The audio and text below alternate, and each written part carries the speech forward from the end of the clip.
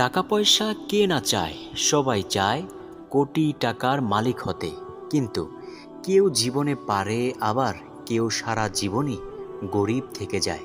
তবে প্রিয় দর্শক, আমি 100% গ্যারান্টি সহকারে বলতে পারি, যদি আপনি আজকের এই আমলটি জীবনে করতে পারেন, ইনশাআল্লাহ আপনি জীবনে একবার হলেও কোটি টাকার মালিক হবেনই হবেন ইনশাআল্লাহ।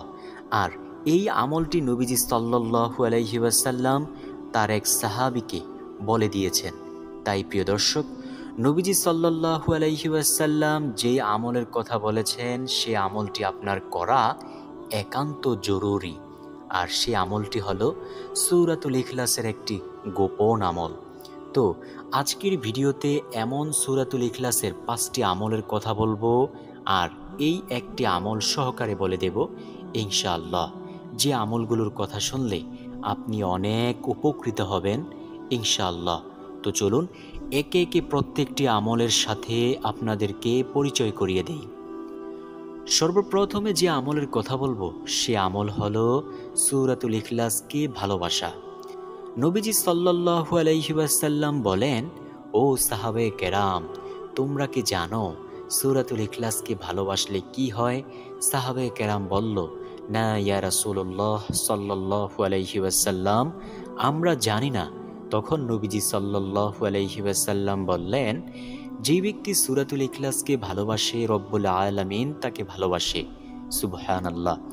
যুদ্ধের ময়দানে এক সাহাবী সব সময় সূরাতুল ইখলাস দিয়ে নামাজ পড়াতেন। এটা অন্যান্য সাহাবীদের কাছে খারাপ লাগলো, কারণ এক সূরা কতবার শুনতেই বা মন চায়। তখন ওই সাহাবীরা নবীজি সাল্লাল্লাহু আলাইহি ওয়াসাল্লামের কাছে এসে আরজ করলেন, ইয়া রাসূলুল্লাহ সাল্লাল্লাহু আলাইহি ওয়াসাল্লাম, আপনার অমুক সাহাবী সব সময় শুধু সূরাতুল ইখলাস দিয়ে নামাজ পড়ায়, আপনি একটু বলুন না সে যেন অন্যান্য সূরা দিয়ে নামাজ পড়ায়। তখন নবীজি সাল্লাল্লাহু আলাইহি ওয়াসাল্লাম ওই সাহাবীকে ডেকে পাঠালেন।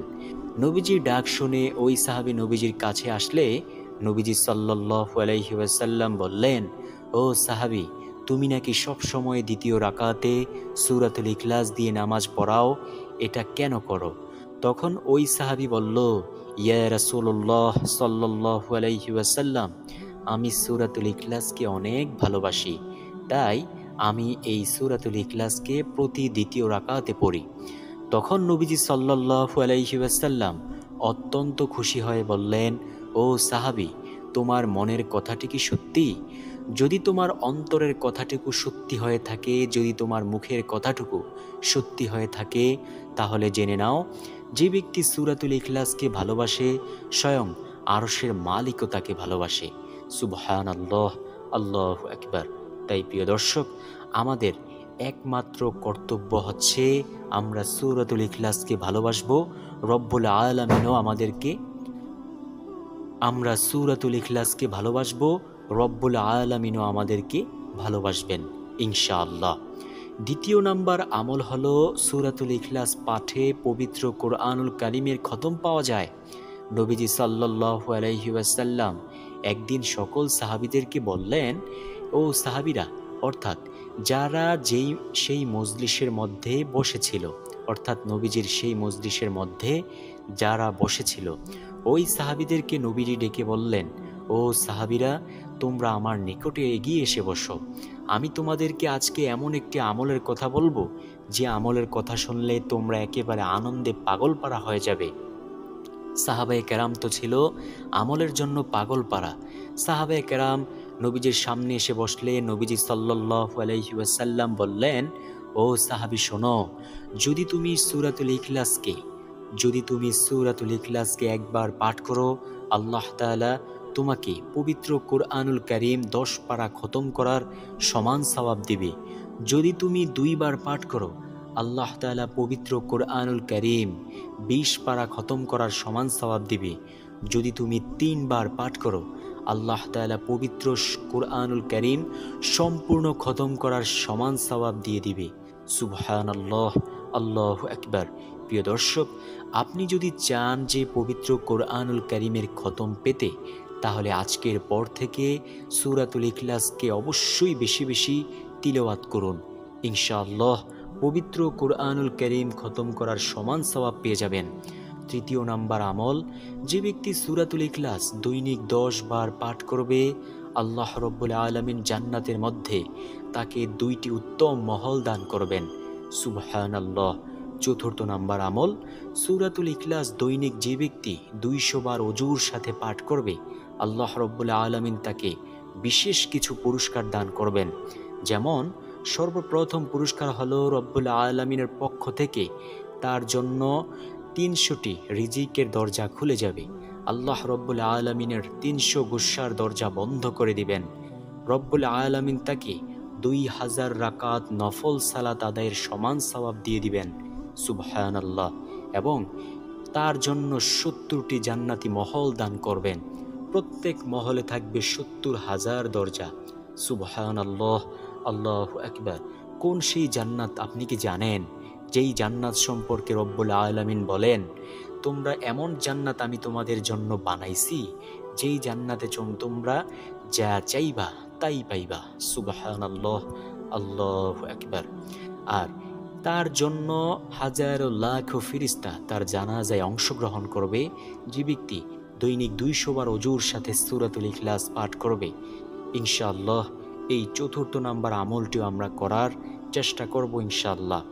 পঞ্চম নাম্বার সর্বশেষ আমল হচ্ছে সূরাতুল ইখলাসের কোন আমলে রিজিক বেড়ে যায়। এক সাহাবী নবীজি সাল্লাল্লাহু আলাইহি ওয়াসাল্লামের নিকটে এসে বসলেন এবং বললেন, ও নবী, আমি অনেক দরিদ্র, আমার পিছু থেকে দরিদ্রতা একেবারে ছাড়ছেই না। আমি যেখানে যাই সেখানেই শুধু উন্নতি দেখি। ও নবী, আপনি আমাকে এমন একটি আমলের কথা বলুন যে আমল করলে আমি জীবনে উন্নতি দেখতে পারবো। তখন নবীজি সাল্লাল্লাহু আলাইহি ওয়াসাল্লাম বললেন, ও সাহাবী শোনো, তুমি যখন ঘরের মধ্যে প্রবেশ করবে তখন সালাম দিয়ে ঘরে প্রবেশ করবে ও একবার অথবা যতবার পারো সূরাতুল ইখলাস পাঠ করবে। ইনশাআল্লাহ এতে তোমার দারিদ্রতা দূর হয়ে যাবে। ওই সাহাবী কিছুদিন পর্যন্ত এই আমলটি করলো, তার ফলে দেখা গেল যে সে এমন ধনী হলো যে তার আর কোনো গরিবি থাকলো না। প্রিয় দর্শক, এই 5টি আমলকে ইনশাআল্লাহ জীবনসঙ্গী হিসাবে তৈরি করুন। রব্বুল আলামিন আপনাকে দুনিয়ারও বাদশাহ দান করবেন এবং আখিরাতের কল্যাণময় জিন্দেগি দান করবেন ইনশাআল্লাহ, ইনশাআল্লাহ। তো আমরা কি শিখতে পারলাম? সর্বপ্রথম নাম্বার আমল হলো সূরাতুল ইখলাসকে ভালোবাসা। দ্বিতীয় নাম্বার আমল হলো সূরাতুল ইখলাস 3 বার পাঠ করলে পবিত্র কুরআনুল কারীম সম্পূর্ণ খতম করার সমান সওয়াব পাওয়া যায়। তৃতীয় নাম্বার আমল হলো যে ব্যক্তি সূরাতুল ইখলাস দৈনিক 10 বার পাঠ করে, রব্বুল আলামিন তাকে জান্নাতি 2টি মহল দান করেন। চতুর্থ নাম্বার আমল হলো সূরাতুল ইখলাস দৈনিক 200 বার ওযুর সাথে পাঠ করলে রব্বুল আলামিনের পক্ষ থেকে অনেক ফায়দা পাওয়া যায়। আর পঞ্চম নাম্বার আমল, সূরাতুল ইখলাসের এই আমলটি করলে সে ব্যক্তি কোটিপতি হয়ে যাবে ইনশাআল্লাহ। প্রিয় দর্শক, যারাই বিশ্বাস করবেন আমলটি তারাই করবেন ইনশাআল্লাহ। যারা নবীজি সাল্লাল্লাহু আলাইহি ওয়াসাল্লামকে মন থেকে ভালোবাসেন, প্রাণ থেকে ভালোবাসেন, তারা অবশ্যই এই আমলটি করবেন ইনশাআল্লাহ, ইনশাআল্লাহ। দেখুন প্রিয় দর্শক, আমরা যদি নবীজি সাল্লাল্লাহু আলাইহি ওয়াসাল্লামের কথাগুলো মানতে অস্বীকৃতি জানাই, তাহলে কারা মানবে? হিন্দুরা মানবে? না, তারা মানবে না। বৌদ্ধরা মানবে? না, তারা মানবে না। খ্রিস্টান ইয়াহুদিরা মানবে? তারা মানবে না। তারা তো শুধু নবীজি সাল্লাল্লাহু আলাইহি ওয়াসাল্লামকে নিয়েই কটূক্তি করে থাকে। অথচ সেই মহামানবের কথাগুলো আমাদের মানা অতি জরুরি, কারণ আমরা নবীজি সাল্লাল্লাহু আলাইহি ওয়াসাল্লামের উম্মত ইনশাআল্লাহ।